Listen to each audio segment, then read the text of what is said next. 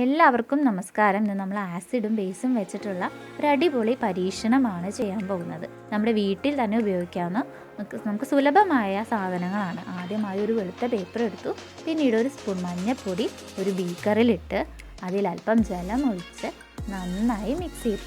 ഇനി ഒരു tissue paper എടുത്ത് അതിൽ ഡിപ്പ് ചെയ്ത് ഈ വെളുത്ത പേപ്പറിൽ വൈറ്റ് പേപ്പറിൽ നന്നായി തേച്ച് പിടിപ്പിക്കുന്നു. ഒരു തവണ തേച്ചാൽ ചിലപ്പോൾ മഞ്ഞ നിറം എടുത്തു കാണില്ല. അതിനാൽ നമ്മൾ 2-3 തവണ ഇങ്ങനെ ചെയ്ത് അതൊന്ന് ഉണങ്ങാൻ കാത്തിരിക്കുന്നു. അതിനുശേഷം അല്പം വാഷിംഗ് പൗഡർ, ഒരു സ്പൂണോളം വാഷിംഗ് പൗഡർ ഒരു ബീക്കറിലെടുത്ത് അതിലൽപ്പം ജലമൊഴിച്ച് മാറ്റി വയ്ക്കുന്നു.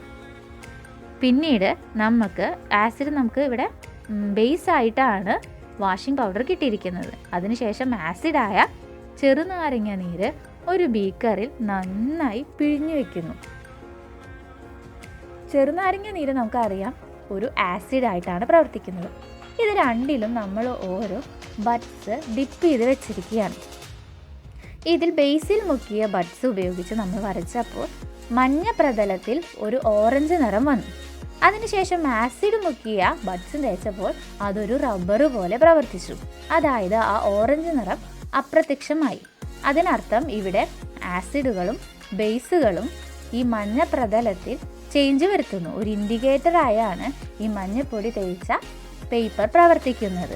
അത് ബേസിനെ ഓറഞ്ച് നിറമാക്കുകയും ആസിഡിൽ മഞ്ഞ നിറമായി യാതൊരു മാറ്റവും വരുത്താതെ പ്രവർത്തിക്കുകയും ചെയ്യുന്നു. ഇങ്ങനെ വളരെ എളുപ്പം നമുക്ക് വീട്ടിൽ വളരെ സുലഭമായ സാധനങ്ങൾ ഉപയോഗിച്ച് ഇൻഡിക്കേറ്റർ നിർമ്മിക്കാം.